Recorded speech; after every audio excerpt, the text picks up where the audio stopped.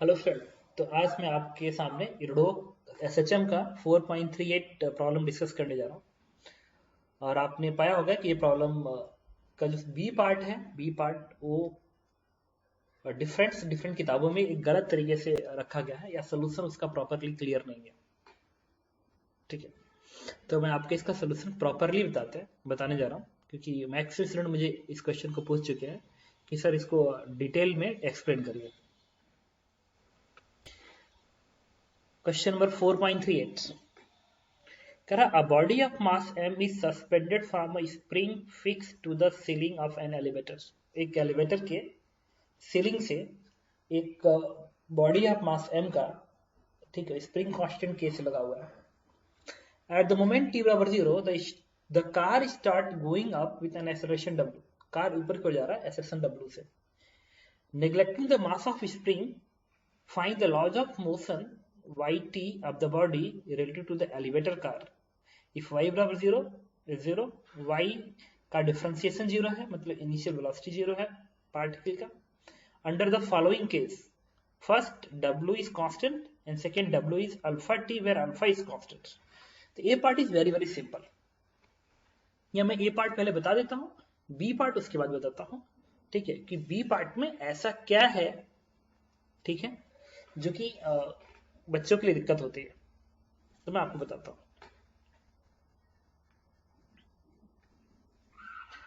4.38 the problem is, देखिए, सबसे पहले एक एलिवेटर कार बनाए,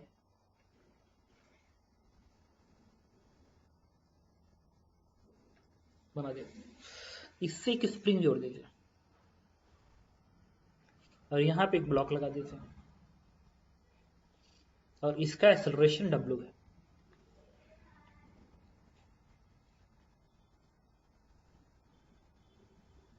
ठीक है, इसको W जैसा लिखो, कैपिटल W। ठीक है, अब देखो, इनिशियली ये ब्लॉक इक्विलिब्रियम पोजीशन पे था, तो मान लिया कि नेचुरल लेंथ है, ब्लॉक का मास m। तो अगर इक्विलिब्रियम पोजीशन पे है, दैट इज मीन पोजीशन, तो ये डिस्टेंस कितना होगा? अगर इसका स्प्रिंग कांस्टेंट k है, जो कि उन्होंने k को इससे रिप्रेजेंट कर रखा है, बाद में हम लोग रिप्लेस कर देंगे k को इससे। तो इक्विलिब्रियम पे ये जो डिस्टेंस आएगा, this that one is mg upon k, ये बनेगा। कह रहा है कि एट t बराबर 0 पार्टिकल मीन ओरिजिन पे है, लिखा हुआ था, देखो, एट t इक्वल्स टू 0 पे y 0 एंड वेलोसिटी 0। तो ये ओरिजिन है बेसिकली। अब मैंने क्या किया, y एक्सिस को ऐसे दिखा दिया and this is origin, x axis and this is origin. And t बराबर 0 पार्टिकल की वेलोसिटी 0 है। अच्छा, हर एसएचएम में, अच्छा, जैसे आप इसको एक्सेलरेट करोगे, क्या मीन पोजीशन बदलेगा? ऑफ कोर्स बदलेगा। मीन पोजीशन वहां पर होगा जहां पे नेट फोर्स 0 होगा, और एलिवेटर के फ्रेम में कह रहा है, एलिवेटर के फ्रेम में जाता है, क्वेश्चन कर रहा है एलिवेटर के फ्रेम में।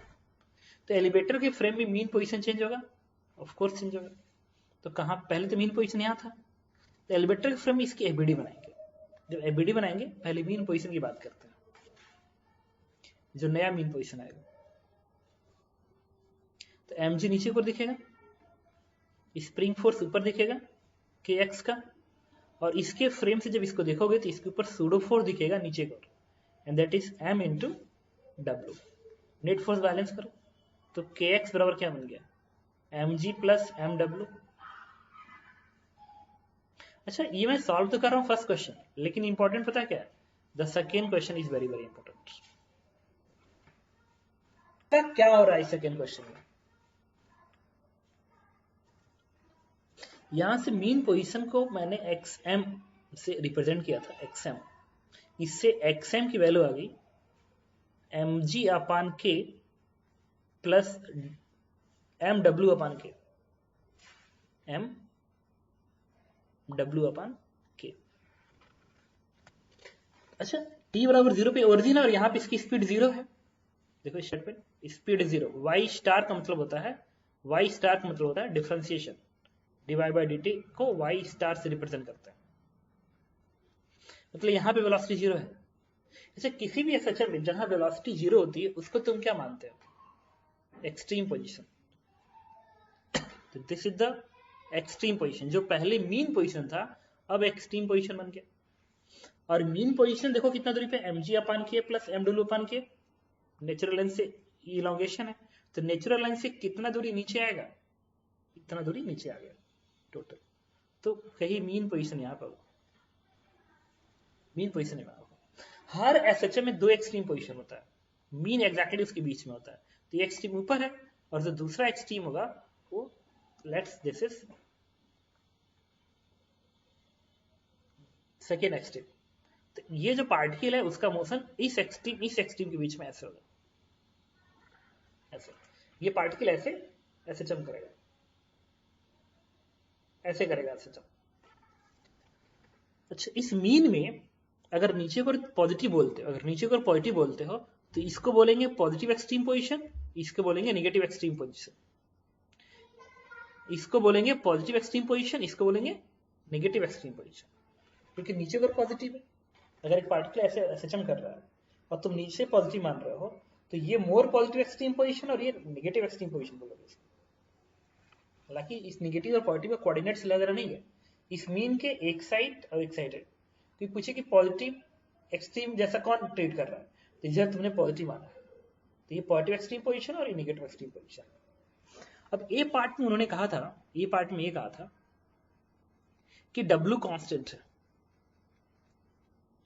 अगर W कांस्टेंट है, W कांस्टेंट है तो क्या मीन पोजीशन बदलेगा? नहीं, मीन पोजीशन नहीं बदलेगा। अगर W कांस्टेंट है तो मीन पोजीशन नहीं बदलेगा। तो मीन पोजीशन फिक्स है, एक्सट्रीम पोजीशन फिक्स है, इनिशियल एक्सट्रीम पोजीशन 0 है, तो ये भी तो एक्सट्रीम पोजीशन फिक्स होगा। मतलब अगर ये एलिवेटर कांस्टेंट एक्सेलरेशन से ऊपर की ओर जा रहा है, this W is nothing but acceleration, acceleration lift का। तो अगर ये लिफ्ट कांस्टेंट एक्सेलरेशन जा रहा है तो इसमें खड़े ऑब्जर्वर को लगेगा कि पार्टिकल इस एक्सट्रीम फिक्स एक्सट्रीम, ये भी एक्सट्रीम फिक्स, ये भी एक्सट्रीम फिक्स, इस फिक्स एक्सट्रीम के बीच में इसका मोशन ऐसे दिखता है, नजर ऐसे। आपका इक्वेशन बताइए अगर ये ओरिजिन है तो एसएचएम का इक्वेशन होता है most general equation x minus x mean is equal to amplitude a। अच्छा, एम्पलीट्यूड ये डिस्टेंस कहलाएगा, दिस डिस्टेंस इज एम्पलीट्यूड। तो मुझे बताओ ये जो mg/k प्लस mw/k है वो यहां से दूरी है ना, यहां से दूरी है ना, यहां से दूरी है, तो ये दूरी कितना होगा? दिस डिस्टेंस इज mw/k, ये हो जाएगा।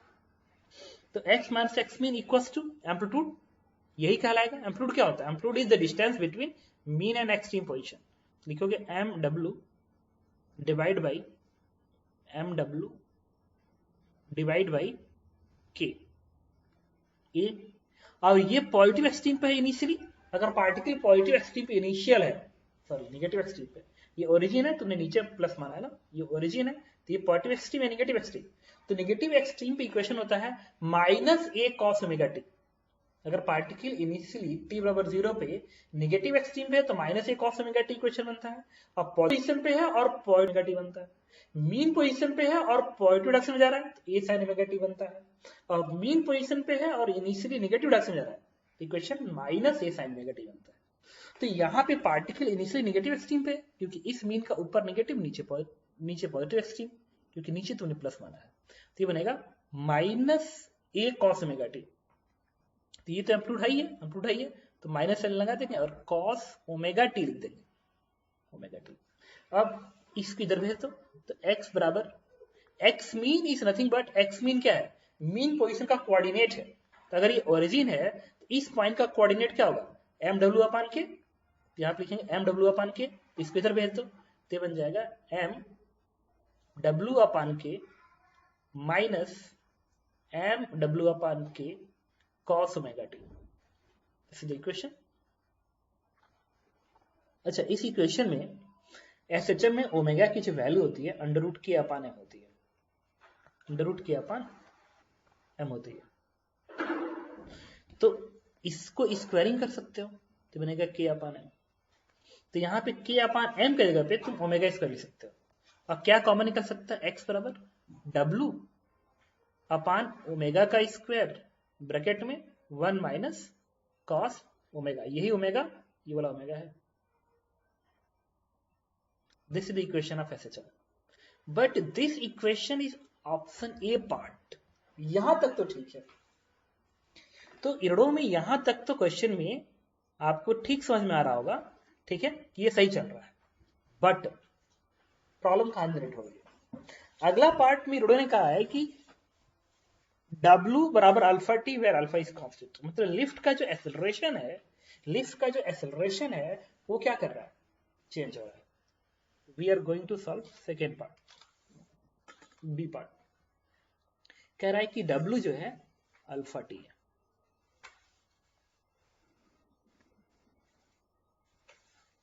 W जो है अल्फा टी है।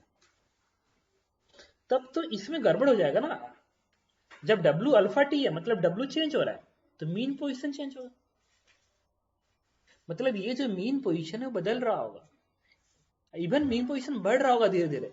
जितना W बढ़ेगा, अल्फा टी के अकॉर्डिंग टी बढ़ेगा तो W बढ़ेगा, जितना W बढ़ेगा मीन पोजीशन बढ़ेगा। यार मीन पोजीशन बढ़ रहा है,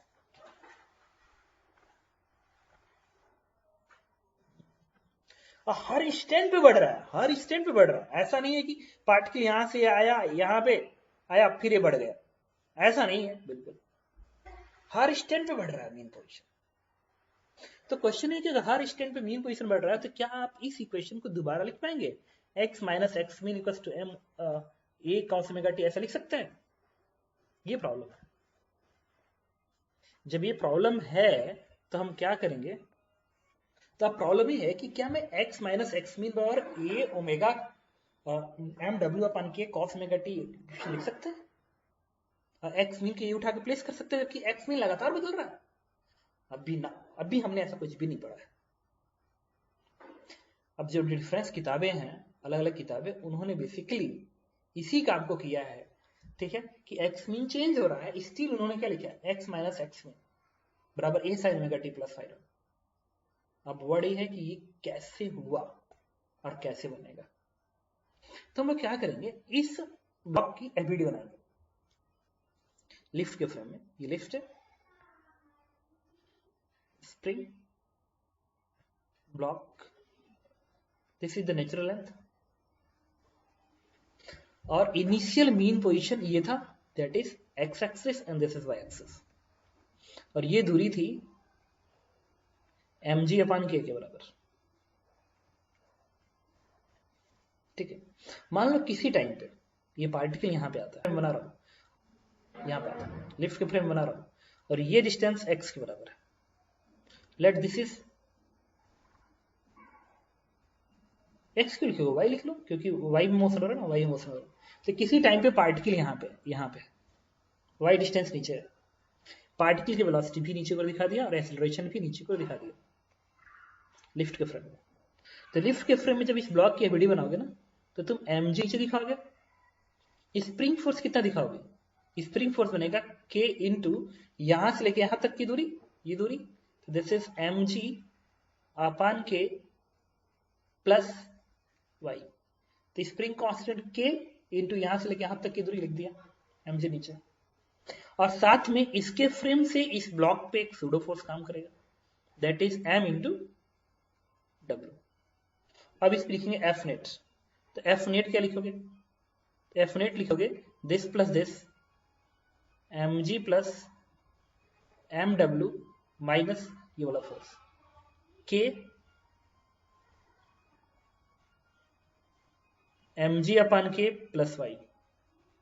तो यहां से mg से mg कट जाएगा, यहां से जो इक्वेशन बनने जा रहा है, this equation is F net को मास इंटू एक्सेलरेशन कर दो, इससे एक्सेलरेशन आ जाएगा। तो इससे एक्सेलरेशन करो क्या आएगा, मास से डिवाइड करो, एफ नेट और एम ए करो, तो मास से डिवाइड बनेगा डब्ल्यू माइनस ये क्या बनेगा, ये mg कट गया था, तो माइनस के वाई बचेगा, तो k अपान m इंटू वाई बनेगा, दिस इज। अब देखो, और इस W जो है, this is nothing but alpha T, this W is nothing but alpha T,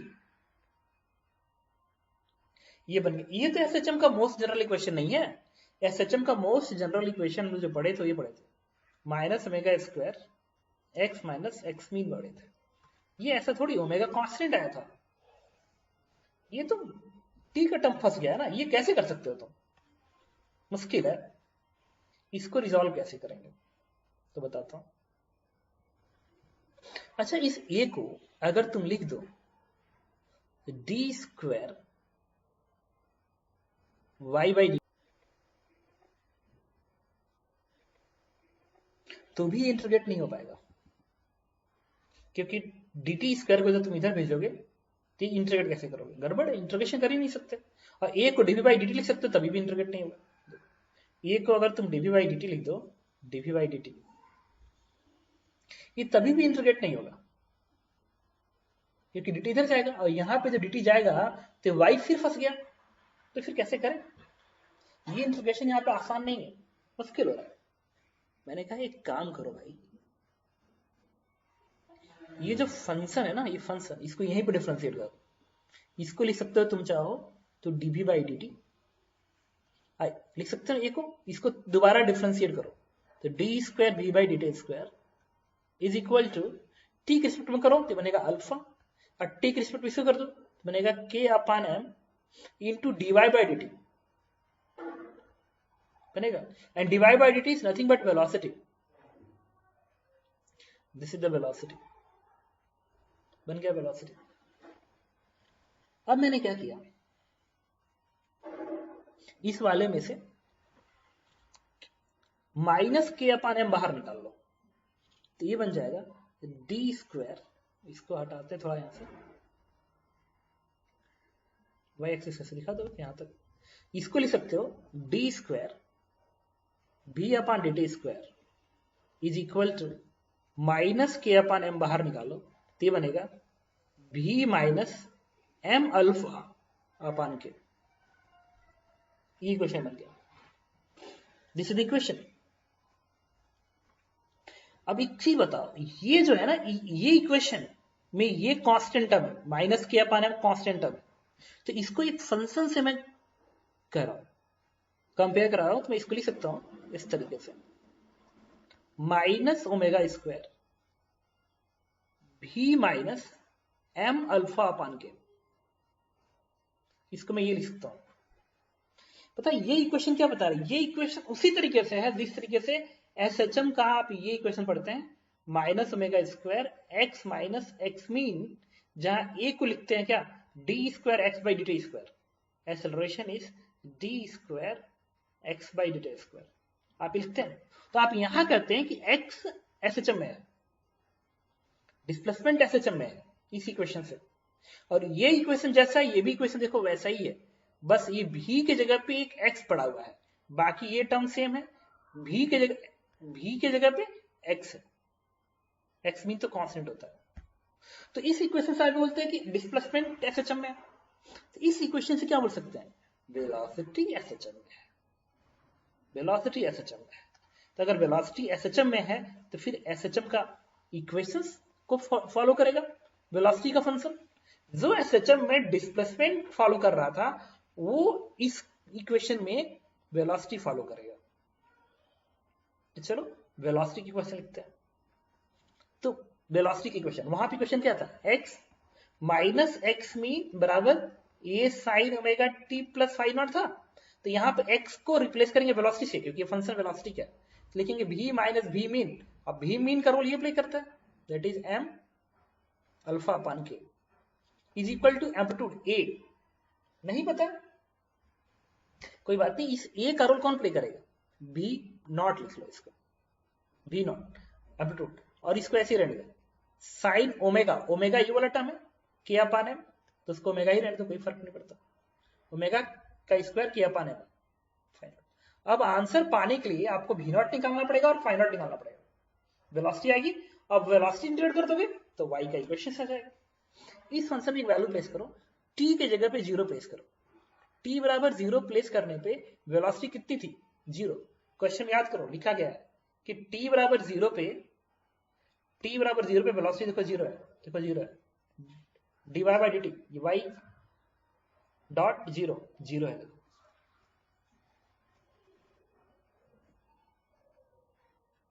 तो अब क्वेश्चन पे चलेंगे और इसका हेल्प लेंगे। तो फंक्शन में टी के पे 0 प्रेस करो, वेलोसिटी 0 लिखोगे, तो यहां से वैल्यू बनेगी माइनस एम अल्फा अपान के भी नॉट साइन फाई नॉट बन जाएगा। क्वेश्चन नंबर 1, टी के पे 0 प्लेस किया तो ये 0, ये फाई नॉट बचेगा और ये भी नॉट बचेगा और ये ही रहेगा, दिस वन इज, ये बन गया इक्वेशन नंबर। दूसरा इक्वेशन थोड़ा एक्सेलरेशन की बात करता है। मुझे ये बताओ, अगर इस फंक्शन को मैं डिफरेंशिएट कर दूं टी के रिस्पेक्ट में, तो एक्सेलरेशन आएगा, तो ये बनेगा ए बराबर, डिफरेंशिएट करो तो ये 0 बनेगा, ये बनेगा भी नॉट, और साइन का बनेगा कॉस, और अंदर का फंक्शन का डिफरेंस बाहर आएगा, ये बन जाएगा cos omega t plus phi not. 1 second, इसको हटाता हूं, ऐसे चलने दो। इस फंक्शन को मैंने डिफरेंशिएट किया यहां पर, तो ये बन गया ए, इसका 0, बी नॉट, ओमेगा बाहर, साइन का कॉस। अब इसमें टी के पे 0 प्लेस करो, तो टी बराबर जब 0 प्लेस करोगे ना, तो एक्सेलरेशन निकालना पड़ेगा, इस पार्टिकल का एक्सेलरेशन कितना। तो देखो ये जो फंक्शन है, अभी एक्सेलरेशन तो अपने इक्वेशन लिखा था, जो कि हमने यहाँ पे मिटा दिया। एक्सेलरेशन का फंक्शन जो यहाँ पे इरेज किया था, थोड़ा बैक जाके देखो, हमने लिखा था एक्सेलरेशन का फंक्शन लिखा था हमने, क्या आया था,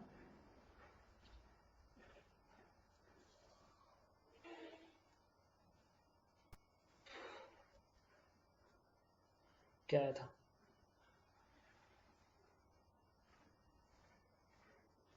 के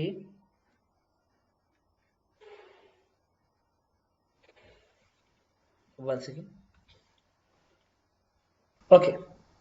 तो एक्सेलरेशन का जो फंक्शन बना था मैंने यहां लिख दिया था, ये बराबर अल्फा टी माइनस के वाई अपान एम, ये एक्सेलरेशन का फंक्शन बना था।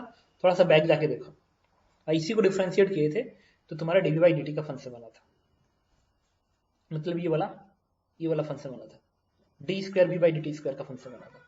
अब इसका यूज करेंगे। अच्छा, इस फंक्शन में तुम मुझे बताओ, अगर टी के जगह पे 0 प्लेस करो, टी के जगह पे मैं 0 प्लेस करूं, तो उस समय वेलोसिटी कितनी थी, 0 थी। टी बराबर 0 पे वेलोसिटी 0 था, और साथ में वाई भी 0 था, वाई भी 0 था। देखो टी बराबर 0 पे वाई की वैल्यू भी 0 है, एंड वेलोसिटी, डेरिवेटिव वेलोसिटी की वैल्यू 0 है। तो प्लेस करो यहां पे, तो t बराबर 0 पे अगर मैं y की जगह पे 0 प्लेस कर दूं और यहां पे भी 0 प्लेस कर दूं, तो a की वैल्यू क्या आ जाएगी, 0, मतलब a की वैल्यू 0 आ जाएगी। तो इसमें 0 प्लेस करो, इज इक्वल टू भी नॉट ओमेगा और t के पे 0, तो बनेगा cos फाई नॉट। तो ये तो नॉन जीरो वैल्यू है, cos phi not 0, phi not 0 तभी cos फाई नॉट 0 टेंड करेगा जब फाई नॉट की वैल्यू क्या आएगी, 90 डिग्री, ओनली एट 90 डिग्री ऐसा होगा। मतलब प्रूफ हो गया कि फाई नॉट 90 होना चाहिए। तो इस फंक्शन में फाई नॉट पे 90 प्लेस कर दो, तो साइन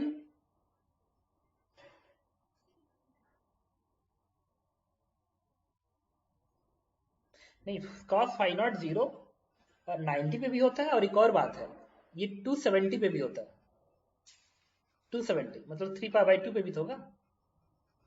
1 सेकेंड, तो ये π/2, ये π/2 पर भी होगा और 3π/2 पर भी होगा। cos फाई नॉट की वैल्यू 0, π/2, 3π/2। अब इनमें से कौन सी वैल्यू होल्ड करेगी, तो यहाँ पे फाई नॉट की जगह पे तुम रखोगे क्या, π/2, तो π/2 रखोगे तो 1 बन जाएगा। लेकिन v नॉट तो एम्पलीट्यूड है, एम्पलीट्यूड जैसा है वेलोसिटी का एम्पलीट्यूड, ये तो हमेशा मैग्नीट्यूड होगा। अल्फा पॉजिटिव क्वांटिटी है, एम पॉजिटिव, के पॉजिटिव, पूरी वैल्यू नेगेटिव आ गई, तो हम 100% श्योर कि ये π/2 नहीं होगा। तो क्या हो सकता है, 3π/2, एक ही बचा हुआ 3π/2, और 3π/2 उठा के तुम यहाँ पर रखो, तो साइन 3π/2 -1, माइनस इस माइनस को प्लस कर देगा, और इससे v नॉट की वैल्यू सॉल्व हो जाएगी कितनी, this is m alpha upon k, और फाई नॉट की वैल्यू कितनी होगी, 3π/2। नाउ हमने पता कर लिया वेलोसिटी का इक्वेशन, ये वाला फंक्शन उठा के वैल्यू प्लेस कर दो।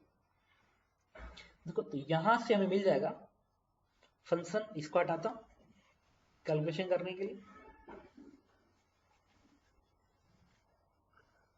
ये इक्वेशन बनेगा v बराबर, इसको इधर भेज दो, तो बनेगा m alpha upon k plus v not की जगह पे क्या लिखोगे, m अल्फा अपान k, इनटू ये बनेगा साइन ओमेगा टी जब 3π/2 प्रेस करोगे ना, 3π/2 प्रेस करोगे इस फाइव नॉट के 3π/2, तो 3π/2 पे साइन नेगेटिव में जाएगा, तो यहाँ पे माइनस बन जाएगा, यहाँ पे कॉस बन जाएगा। तो इस पूरे इक्वेशन को तुम ऐसे लिख सकते हो, माइनस कॉस ओमेगा टी, ये बन गया वेलोसिटी का फंक्शन। अब इसको डिफ्रेंशिएट करो यहां से। अच्छा यहां से एक बार फिर ओमेगा की वैल्यू होती है √k/m, तो यहां से m अल्फा कॉमन आ रहा है, तो ये क्या बन जाएगा,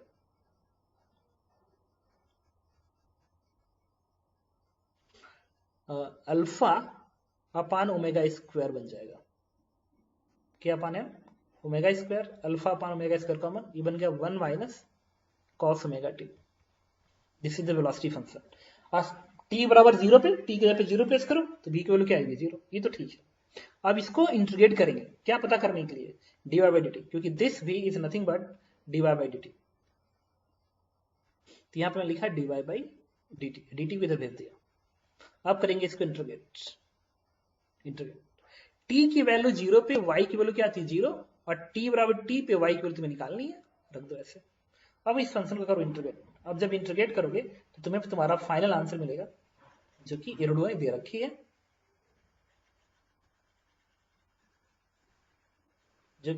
रखी है, ये आएगा y is equal to y minus 0, यहां से t बनेगा तो बनेगा अल्फा टी अपान ओमेगा का स्क्वायर, और यहां से क्या बनेगा माइनस कॉस का इंटीग्रेशन होता है साइन ओमेगा टी, और ओमेगा का टर्म नीचे जाएगा।